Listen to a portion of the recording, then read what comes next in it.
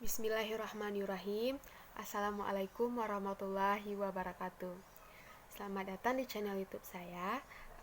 Saya Anggi Maitika Putri dengan NIM 181601017 dari kelas XYA Fakultas Ekonomi dan Bisnis Islam UIN Imam Bonjol Padang.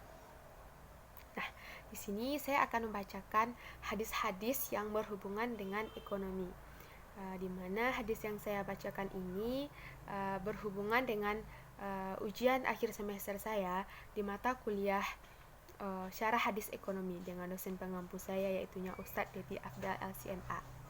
Nah, di sini nantinya akan ada 3 hadis yang saya bacakan. Oleh karena itu jangan lupa like, comment, and subscribe channel YouTube saya dan juga channel YouTube-nya Ustadz saya di Hidup Berbagi. Nah, 3 hadis yang akan saya bacakan ini adalah pertama hadis tentang wakalah, yang kedua hadis tentang arahan, dan yang ketiga hadis tentang alqab. Nah, masuk saja kepada hadis yang pertama, yaitu hadis tentang wakalah.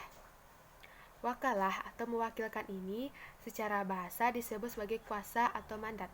Sedangkan secara istilah, wakalah ini adalah memberikan kuasa kepada seseorang atau kepada orang lain. Yang mana yang memberikan mandat ini disebut al-muwakil, sedangkan yang menerima mandat atau kuasa ini disebut wakil.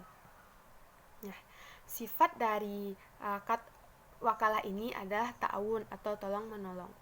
Sebagaimana hadisnya yaitu dari Jabir ibnu Abdillah yang berbunyi, Jabir ibnu Abdillah berkata, "Aradatul khuruj ila Khaybar." Faqala Rasulullah sallallahu alaihi wasallam, "Iza ataita wakil bil Khaybar, fakuz minhu khamsah asyara wasak." Yang artinya, saya ingin pergi ke tempat yang namanya Khaybar. Maka kemudian Rasulullah Shallallahu Alaihi Wasallam berkata, apabila engkau pergi datang menemui wakilku di Khaybar, maka ambillah dari wakilku 15 wasak kurma.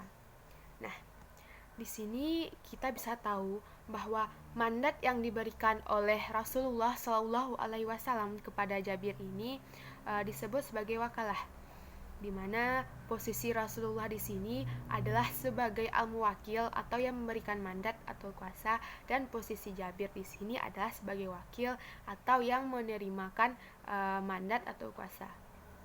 Nah, sebagaimana yang telah dijelaskan tadi bahwa wakalah ini adalah akad ta'awun atau tolong menolong.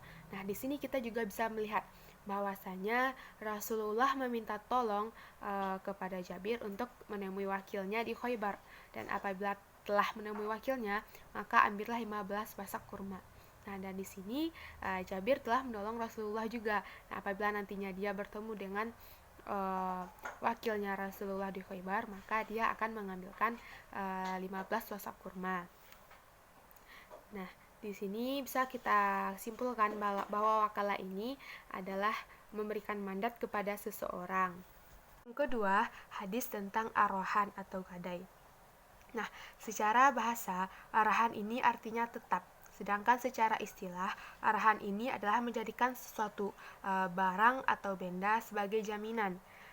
Yang mana barang atau benda yang kita berikan sebagai jaminan ini berharga nilai jual. Yang mana juga apabila kita tidak mampu membayar hutang yang kita pinjam nanti, maka barang yang kita gadaikan ini bisa dijual untuk menembus hutang-hutang tersebut.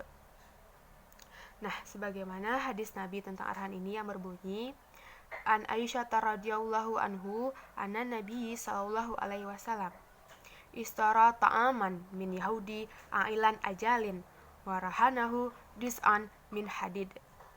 Dari Aisyah, Allah meridhoi, sesungguhnya Rasulullah sallallahu alaihi wasallam pernah membeli makanan dari orang Yahudi secara tidak tunai.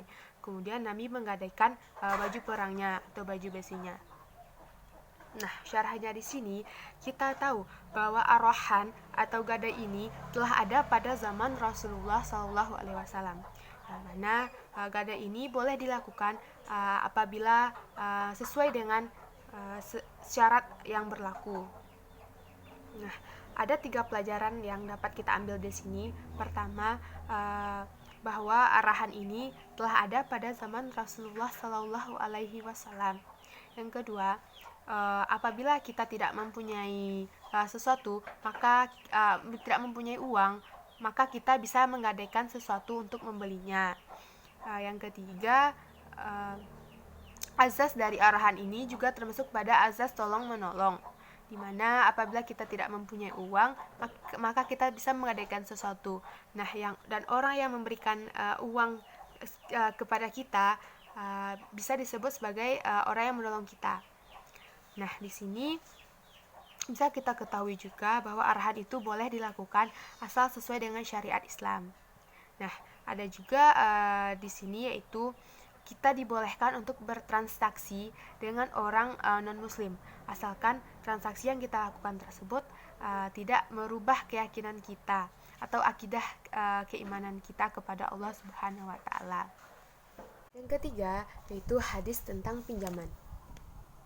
Pinjaman di sini artinya memberi pinjaman kepada seseorang yang membutuhkan dengan syarat atau dengan ketentuan orang tersebut akan memberikannya atau mengembalikan pinjam tersebut pada waktu yang telah ditentukan. Sebagaimana pada hadis Nabi yang berbunyi, An Anas bin Malik qala Rasulullah sallallahu alaihi wasallam, Ra'aita lailatu usriyabi ala jabil jannati maktubah sadaqatu bi asri bi amsaliha bil kardu wasamania asyara. Fakultu ya Jibril, ma jalul kardi afdalu minal sadaqah? Qala li annas sa'ila yas'alu wa indahu wal mustaqridu la yastaqridu illa min hajjah.